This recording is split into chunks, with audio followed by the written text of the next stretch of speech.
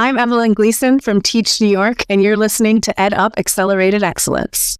Leaders, entrepreneurs, and change agents looking for the opportunity to network and exchange ideas with other trailblazers and to further your brand. The 2.0 conference is for you. Experts from the fields of education, health, internet, marketing, and CXO are welcome to take part in the 2025 conference in Las Vegas, March 4th through 6th. Reserve your space today and receive a 10% discount courtesy of EdUp Accelerated Excellence with the code EdUpXE10OFF. That's EdUpXE10OFF. Learn more and register online at www.the2conf.com. That's the2conf.com with the code EdUpXE10OFF.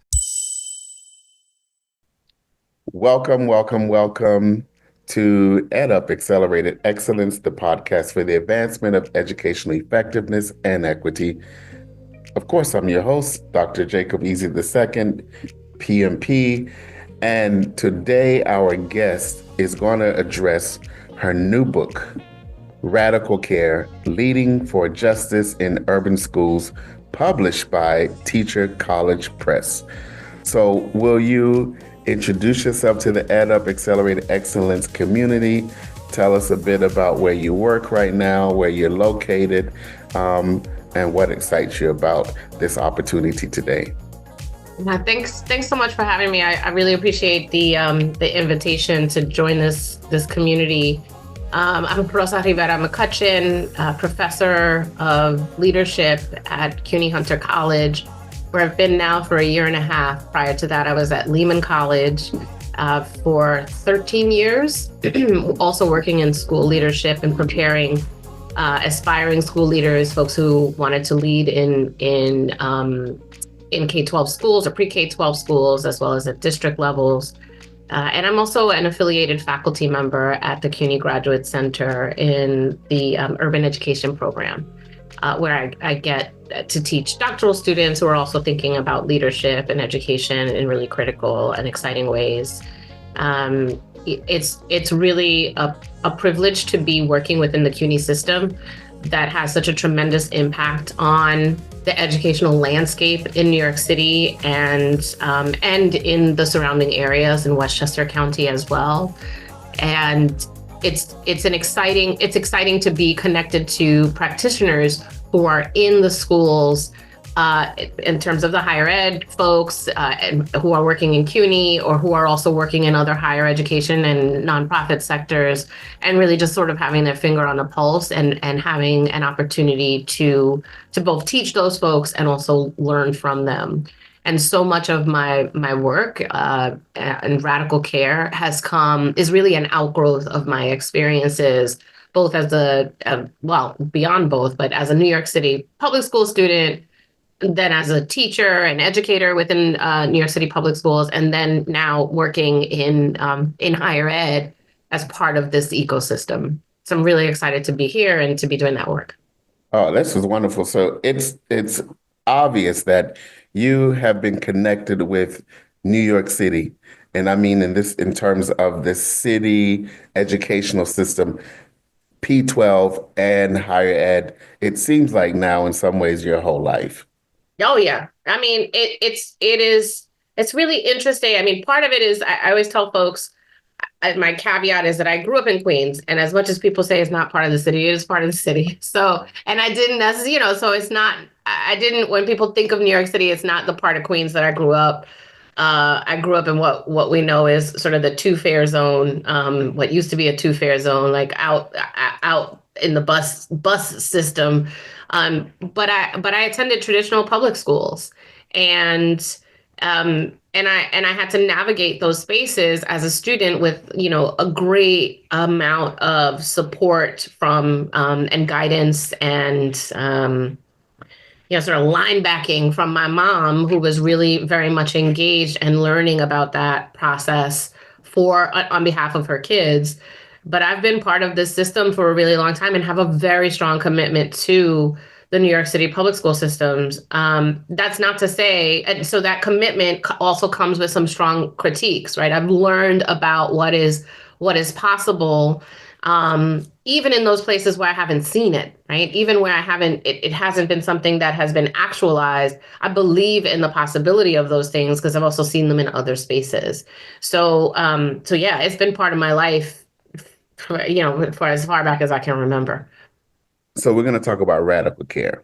And I do want to get into this notion of your mom because I did get a chance to meet her. And we'll talk about that a bit later in the episode. But many educators have addressed care as an essential ingredient for effective education. So could you please share for us how you arrived at and how you have operationalized radical care for leading justice in urban schools? Yeah, so it's the my journey into sort of care theory probably started before I even realized it was what I was thinking about, right? So my first sort of conscious thinking about caring on some levels, and not even like really fully embrace it, was when I was an educator, and had these really powerful relationships with students. I worked in what is known as a consortium school now. It was a alternative high school setting in the Bronx with 100% Black and Brown students, and I forged strong relationships with my students that persist till today. And a lot of it came out of the way the school was structured with advisories to support those students, and the intention around building relationships with students. But I remember an uneasiness that I had with how the relational pieces of it, right? The affection, the ways that we think about care, really seem to supersede the academic pieces of it, right? It sort of was in place of, right? And I think even where we were able to identify that that was a challenge, we still struggled with it. And we I don't think as educators, as a school community, that we were ever really successful with sort of navigating those, figuring out how to marry those two things, right? That the relational piece and the academic piece are all part of what care is. And so fast forward to working on my dissertation, also in a small school in the Bronx, that tension emerged again with students or alum of the school talking about things like, well, it may not have been the best for me academically, but it's what I needed in terms of my relationships. And I remember walking away from those interviews and conversations with alum and teachers and others who were sort of naming it, but not naming it, struggling with why does one have to happen without the other? And so my thinking about care really happened as I was looking across these different spaces in time, not just in my experiences as an educator, but also connecting the dots between my experiences as an educator, my research, and also my experiences as a student. And the experiences I had as an underprepared student, and the role that care, in the way that I describe as limiting care, which is not necessarily, I really want to underscore when I was thinking about radical care, what was sort of the opposite of it, right? And I came up with this term, limiting care. I really wanted to convey that I strongly believe that in most cases, that it is not coming from a place of ill intent. It's not coming from a place of evil. It's coming from a place of short-sightedness. It's coming from a place of sort of not having a critical understanding of the role of race, and the connection between race and racism and lowered expectations. And so there is this sort of, there's a well-intentioned approach to caring that often focuses on the relational piece and dismisses the academic piece. And so my journey to radical care was really thinking about, what were these experiences of limiting care that I had, and what are the examples of excellence and radical care that I had seen in my research and in my journey as an educator of aspiring leaders, and being able to draw from those examples to build this framework, which has these 5 components: which we'll talk about, further. But that's really where the journey came from. It was a lot of sort of reflection and connecting the dots between, well, I know that I loved my students, but I failed my students unintentionally. And what are the reasons that happened? And then thinking about my experiences and seeing and looking out and seeing how this is sort of baked into systems when we don't think about it in really critical and radical ways. Yeah, thank you for that. You mentioned this word love, and I say I love my students. And I don't know if everyone has had that experience if you haven't been a teacher.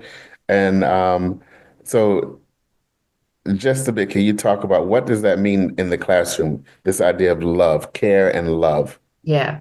In the classroom, it's I'm not sure what kind of language we can use, if we can use sort of the not X-rated, but spicy language. But it's the kind of thing that, when you come up in a family where you are loved and cared for, usually that also comes with I love you and care for you, and I'm going to put my foot up your ass because right? So there's a connection there, right? People have called it tough love, they've called it, but I think that there's something about that it is about an understanding. I care for you. I want to create conditions that are better for you than I had, and because of that, and because I believe that you are capable of so much more than what you think you are, right? I'm gonna not only sort of do that sort of linebacker, push everybody aside and make sure that you get through. But I'm also going to ensure that you're not getting in your own way, right? That's what my care and love for you is to sort of hold up a mirror to you when you need that mirror and say, you're not doing what you need to do. Look at this brilliance, right? Look at this brilliance. Look at this possibility.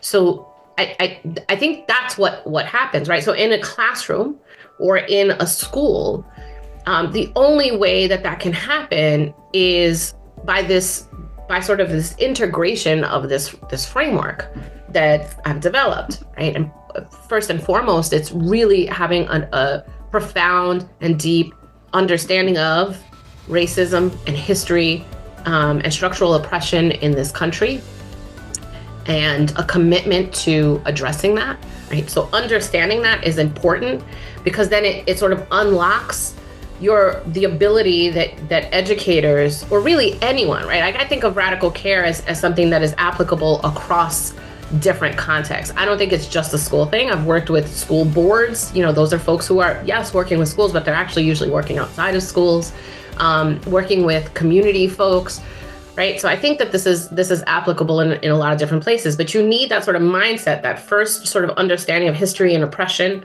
and the way that systems work to perpetuate that, in order to sort of unlock the potential to really build authentic relationships, right? To go into communities and to go into conversations with community members with an understanding of how those structures and systems have impacted the way the landscape has developed over time, both the physical and the social landscape. And once you're able to do that, and people see, actually, no, this is not a transactional relationship, right? This is not a one-way street where this person is coming to extract something from my community. This person really wants to be part of the community, really wants to engage, is showing up, right? Once that happens and that trust begins to develop, then you can do the thing where it says, I care about you and I want you to be the best that you can be. Because now I have a relationship with you, and you know that I want the best for you. And maybe I'll make mistakes sometimes, but you know where it's coming from, right? You know that this is pure, and this is out of love, and it's out of care.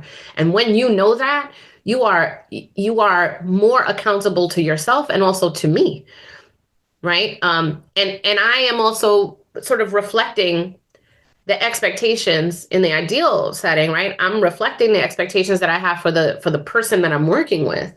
And I'm also pushing myself, right? It's the idea that iron sharpens iron, right? Like, so I'm going to do the best for you, and I'm going to expect more out of myself and out of the adults and others that are working in this environment as well, because they deserve it, right? And then And then I'm thinking, all right, well, so I have this power. I have some leverage here. How am I going to use it, right? How am I going to use it to ensure that I am doing the best and creating the best scenarios for these folks? But I can't really understand that power, the power that I have, the entitlement that I have, the privilege that I have, if I haven't done that work earlier on about race and oppression and those kinds of things, right? So all of those things are part of like how that happens both in the micro, the sort of micro moments and the micro relational pieces, but also in the larger systemic and structural relational pieces. And I think that's true, particularly when we talk about how most of us conceptualize or understand urban schools, because in urban schools, we often see greater levels of diversity, not necessarily diversity of a particular population of students in a school. You typically have mostly Black and brown students. Mhm. I mean by diversity in terms of the Right. but we're talking about economic diversity. So largely, urban schools are more likely to um, be places of support for historically and perhaps newly marginalized communities. Absolutely. So I really appreciate the idea of wanting the best for you as a student. I can imagine, I mean, we've all been students, but what that feels like as a student when you know someone really wants the best for you and to be able to articulate that. So thank you. Experts from the fields of education, health, internet, marketing, and CXO are welcome to take part in the 2025 2.0 conference in Las Vegas, March 4th through 6th. Reserve your space today and receive a 10% discount courtesy of EDUP Accelerated Excellence with the code EDUPXE10OFF. That's EDUPXE10OFF. Learn more and register online at www.the2canf.com. That's the2canf.com with the code EDUPXE10OFF. In your book, you cite a 2018 report by the U.S. Commission on Civil Rights, or the USCCR, noting that school districts that serve the most disadvantaged student populations are generally lagging in terms of providing equal access to high-quality educational experiences when compared to their counterparts of schools that serve affluent and white communities, thus urging Congress to define access to high quality education at the federal level. So, applying the concept of radical care, why would a federal definition of high quality education be important? Yeah, I think it's super important to codify what our expectations are for public schools across the country, right? Because what we're talking about, or what I'm talking about and advocating for, and very likely members of the EdUp Accelerated Community Excellence community, what people are really advocating for is excellent schools and opportunities for everyone, right? And so the path to that is to ensure that it's codified, right? And what that codification means is that if we have a particular bar that we have set for all schools, for all traditional public schools, and I know the sort of definition of public schools varies from state to state when you bring in sort of charters, but at minimum, however we're defining public schools, when we set a certain criteria that all schools have to meet, what that means is that all students have the right to that, right? So it doesn't matter where they're coming from, where they're living. My expertise is in urban settings, urban school settings, but I am also acutely aware, although it's not my expertise, that there are similar issues of inequity and lack of opportunity in rural schools as well, right? There are significant lack of resources, particularly when you layer on race into that equation, right? I'm not an expert, but I know that is the case. But when we set a criteria, when we codify that, when we say these are our expectations for what, at minimum, schools should have. And we set that bar high, right? What they should have, what we should expect for students. And as a result, what students and their families have a right to. Then it doesn't matter, what the political climate is. It doesn't matter who's in charge, who is not in charge. We're talking about something that can remain and that there is accountability for. Now, that's not to say that, you change the rules and poof, everything becomes equitable and access. But at minimum, we have that ability to say, hey, the federal government has outlined these expectations, right? So you don't have this situation where you go from one state or one municipality to another, and in one place they say, well, a 7th grade education is what is the reasonable, and another place that has different expectations. We have a clear set, benchmark that we have to meet, and what that means is then we have recourse to fight for that, and so that's really critical. If we don't have that common language, that conversation, and what's powerful about that as well is that what it does is it removes the things that people don't want to talk about or that they don't believe in, right? So we say, hey, all students deserve, a minimum of X and access to Y. We don't have to talk about race. We don't have to talk about class. We don't have to talk about those things that some people don't want to confront and talk about, right? It sort of removes that from the equation. And in many ways, it makes it, by removing some of those things from the equation, it actually makes it a little safer, right? Particularly as political climates, the sort of pendulum shift and we experience backlash against things like diversity and equity and inclusion initiatives, justice, and those are all sort of code words for problems, right?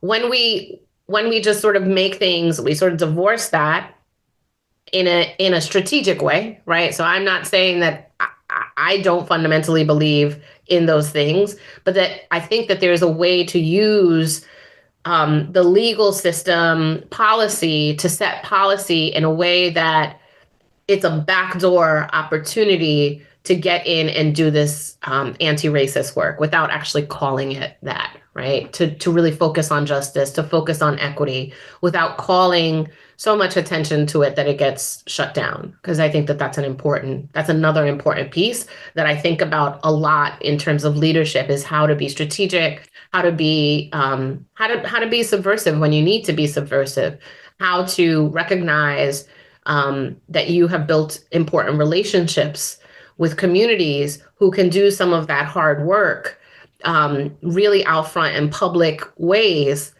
that can support your efforts without putting you in danger and potentially losing the opportunity to remain in a position that's going to allow you to do this transformational work. Yep, right. So, and in your book, you lay out 5 components of radical care. Believing in students and teachers' capacity for excellence is one of those components. What does believing in the capacity of excellence through radical care look like? And what perhaps are some of the barriers? You talked about limiting care for achieving the aim of this component of, believing that students and teachers and their capacity for excellence.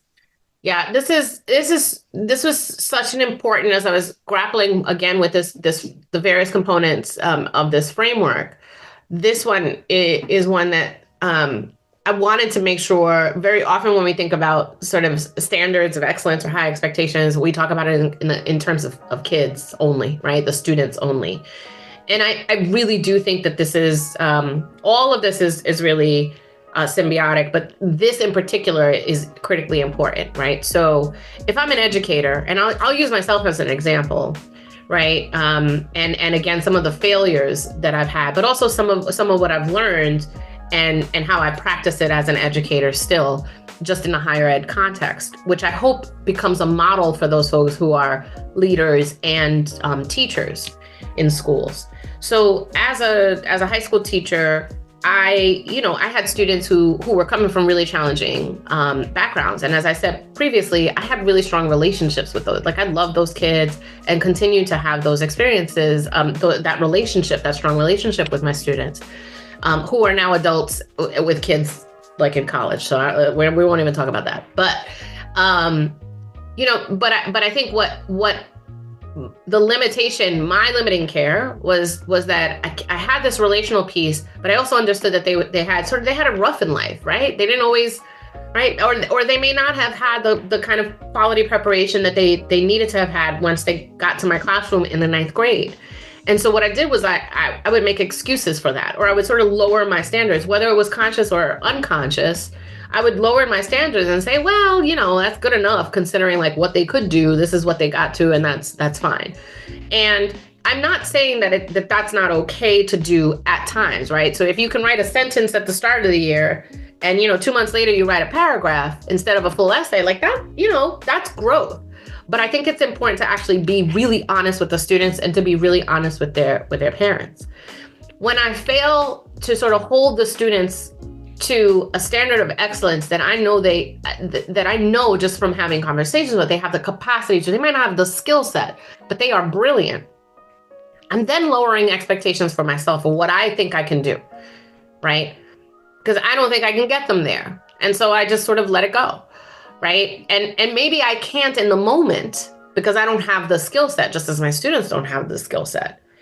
But I'm lowering my expectations for my capacity to be excellent in the sense of finding those resources, figuring out how to support those students, right? All of that is really important. Now, what I've learned from that and learned again from a lot of reflection about my own experiences in education, my own challenges that I experienced, and the degree of just anger and sadness that people didn't call this out, or enough people didn't call this out. I did have a Black professor who called it out to me, but people they sort of passed me along, right? They were practicing limiting care because they liked my ideas. I could articulate things, but maybe sometimes it didn't communicate in writing, but they sort of passed me along and they didn't say to me like, hey, you are really you got this, but this is not great. And you need to work on these things. And so what I do now is I have those explicit conversations with my students and I say, you are brilliant and you have not been prepared or don't have the skill set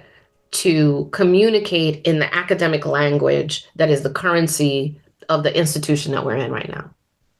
And so I don't have the skill set, right? And it's not my place in the moment to do these things. I can help you with idea. I can help direct you, et cetera, et cetera. But I'm telling you that these are the things that you need to do. And I'm saying this to you because I care about you and because I think you are brilliant and you have this incredible experience. Now, there are moments. I just had an email from a student of mine from 2017, 2018, Lehman College, who just reached out to me and asked me to be her mentor because she respected that I had this conversation with her all these years ago. And it has impacted how she has moved forward. And in fact, one of the things that she said, yes, you did tell me I needed to work on this had been a teen mom who had just worked and hustled. And yet she was in this master's program with me, having gone through college and a prior master's degree. And no one said to her, hey, your writing is not up to par. You are in your second master's. You're looking to be a school leader and you are not communicating effectively. And it is actually going to undermine you as a Latina, as a woman in this field, when that is what people see, right? And so I'm telling you this because I care about you and because I think you can do better if you seek out the resources. And she sent me this very long, very eloquent email. And she said, I worked on it because you told me to. And it stuck with me. And I think that's what that can look like in classrooms. And it also is a challenge for me because it's hard to have those conversations, right? And it is about thinking, okay, so how can I push myself to ensure that I'm supporting the students? That's what believing in excellence is. And as a leader, we need to ensure, right? Leaders need to ensure that that's the expectation. I expect excellence in my students, but I absolutely am not accepting mediocrity from the educators that are working with those students. So I told you we were going to talk about your mom a bit. So I had the privilege of meeting your family, when you gave the keynote recently at the Dr. Barbara L. Jackson Lecture in blessed memory at Fordham University. So you grew up in New York, as you mentioned earlier, in Queens. You are a graduate of New York City Department of Education, now rebranded New York City Public Schools. Right? So I think it takes a shift for those of us who are used to saying Absolutely. NYPOE. And your mother is a community activist.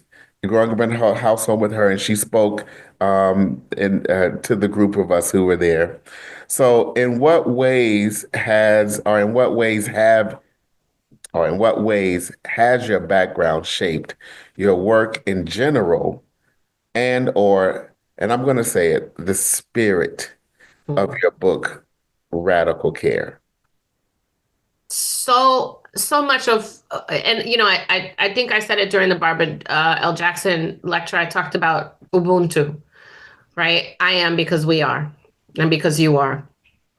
And so much of who I am comes from certainly my mom's example as an activist, as someone who is deeply respected. I'm talking, I went to the Congressional Black Caucus gathering one year in DC, and I went up to Greg Meeks, Congressman Meeks, who was the Congress person for my mom's district. And I was like, oh, I'm Judy Rivera's daughter. And he was like, ooh, right. He was like, here, respected, because she was like a dog with a bone. When, my mother and my family have such a profound sense of justice, and that sort of guides everything that we have done. And that example was certainly set by my mom, who, for all intents and purposes, was the head of our family, because my dad had a chronic illness. He had multiple sclerosis and was wheelchair bound for most of my life, and needed a lot of care. And so my mom did the things. She did the things in the house. She fixed the things because we were on a fixed income. So she fixed the things, and if it broke, then she would call someone. She'd try to fix it, right?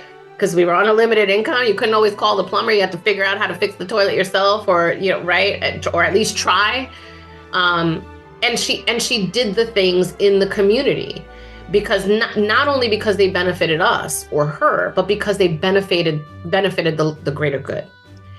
And so much of my thinking of my life and my purpose as being in the service of others, right? And even when I advocate for my children, my biological children, as they navigated through public schools in our community, I always talk about, yes, and I know that my kid, like, people see me and they might see my husband, who's an educator as well, and they'll respond because they recognize us as having a certain amount of privilege and entitlement. But I know then that I have to use that privilege in the service of others, not just mine, right? So when I'm saying these kids need this, like, this is the experience that my kids have had, and I was able to navigate it, but what about all those other kids that haven't been able to navigate? Why isn't the system responsive to those? So that has been so much of my work has come from what I've learned from my mom, what I've learned from my siblings, my two sisters, who are also just badasses and are always thinking and fighting for, again, the greater good in their respective fields. That's my metric. Those people are my metric. When I think about, am I doing what I need to do? I'm thinking about them. Yeah, that makes sense. And I can picture it, having heard your mom speak and seeing the interaction between all of you. So, speaking of the spirit of your book, the fifth component is embracing the spirit of radical hope. And this chapter resonated with me, and I saw it as an anchor for radical care itself, and Mhm. begs the question, the chicken or egg, but does radical care come first or does radical hope come first? But aside from that, um, would you care to share what radical hope is and what it is not? Yeah. I mean, I think I appreciate that question.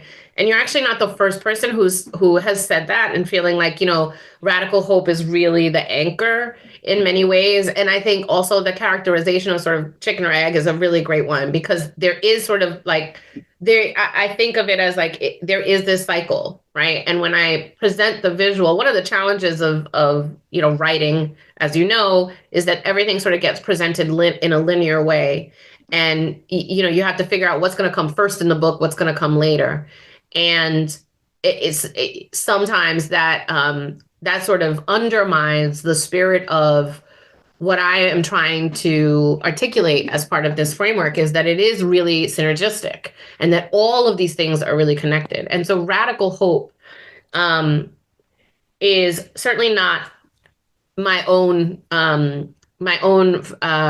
theory or idea. It's something that I integrated into the radical care framework because it resonated for me in the different places that I've read it.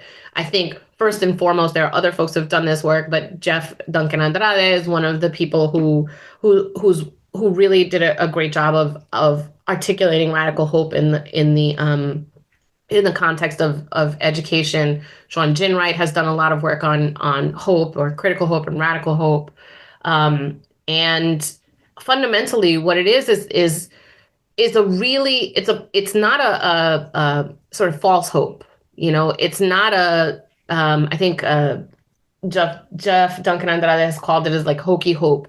It's not this idea of like, oh, it'll get better tomorrow, right? It's not a hope that's not grounded in anything, right? That's not anchored to a real sense of history or a real sense of purpose. It is, and it comes from what I've seen others embody and practice as they've also practiced all of those other components of radical care. So as I was thinking about it, I was thinking, care doesn't stand alone. You can do all of this work and it's really hard. And so it's only possible to do it when you have this really profound hope. And it is this belief that there are really big ideas and really big transformations, and that if we continue to work towards them, they will be realized. It may not happen in my lifetime or your lifetime, right? But it is a belief that we have to continue to persist. It is something that is so profound, and I talk about it, especially when I'm giving lectures or keynotes. It is obviously, I end with it. It's the last component, but I think it's a really powerful component to end on because it's a call to action. At the same time, it's an acknowledgement that it is really hard.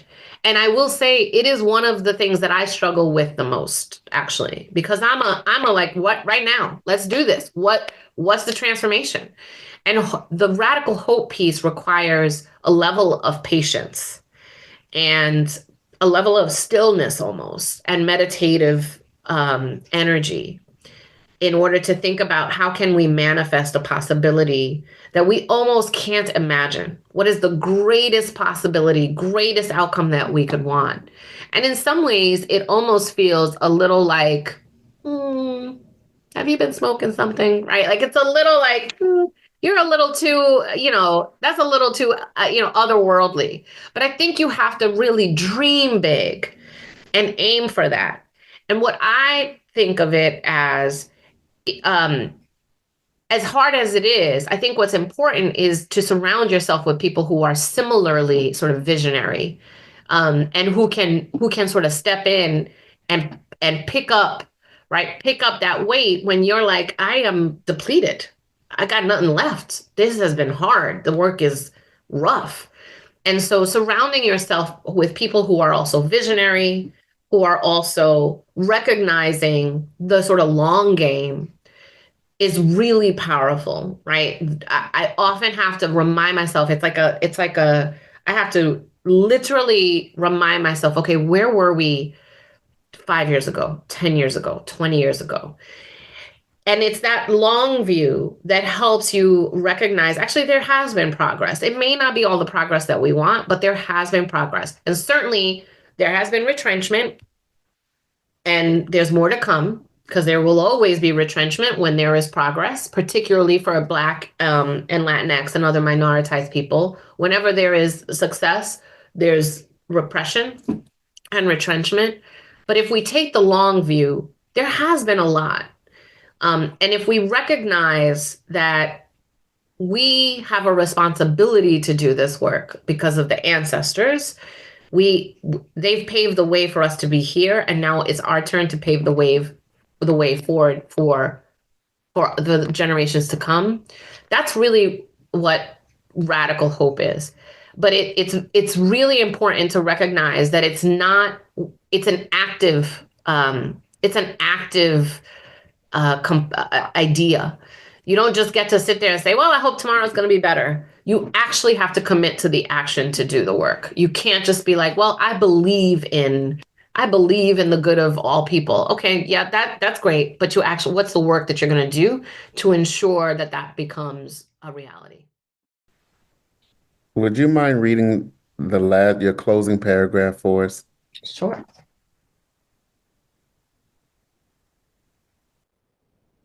Okay, closing thoughts. Leveraging privilege to enact radical care. I want to close with a reminder that if you are reading this book, you already possess a tremendous amount of privilege. And too often, those of us with privilege are complicit in the reproduction of systemic oppression, either because we are silent or numbed to a point of inaction. But with privilege comes a tremendous responsibility and opportunity to use our power, our positions, and our access to disrupt inequity and to work to create the schools that our brilliant Black and Latinx kids deserve. So I urge all of us to use our privilege and lead with radical care.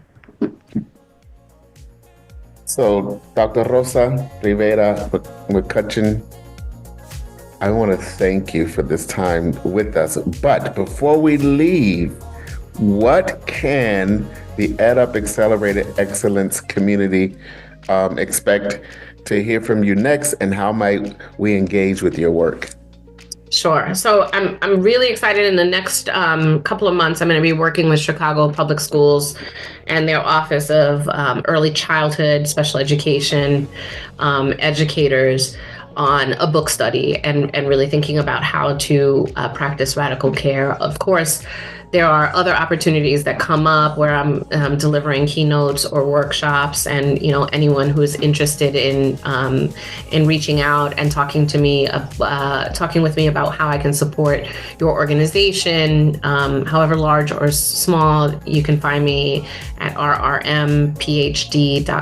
That's my website, and I am, sort of thinking very deeply about sort of what's next in terms of radical care, and at the very beginning stages of fleshing out ideas for my next book, which would be a continuation and an extension of radical care, likely thinking about it in our current context, in this moment in 2025 and all that has transpired since the book was published. So that's where I am. I'm really excited. I always love to be in conversation with people about these ideas. I learn a lot from the different contexts that people are working in. So yeah, I can't wait to hear from folks in the community. So you're going to be in Chicago, and that website is rrmphd.com. So Rosa, thank you for this opportunity to learn with and from you here at EdUp Accelerated Excellence. Thank you so much for inviting me. It's really been a pleasure to have this conversation. As I said, I always learn from them. Thank you for engaging with EdUp Accelerated Excellence, a member of the EdUp Experience Network of educational podcasts. You can find this and other episodes on Spotify, iHeartRadio, and Apple Radio. If you like this episode, don't forget to follow and share within your network. A special thanks to our research assistant for this episode, Emily Bloom, graduate student researcher at Fordham University, studying in the Mental Health Counseling program. And we want to hear from you. If you have feedback on this or other episodes, contact us online at edupxe.com, that's edupxe.com.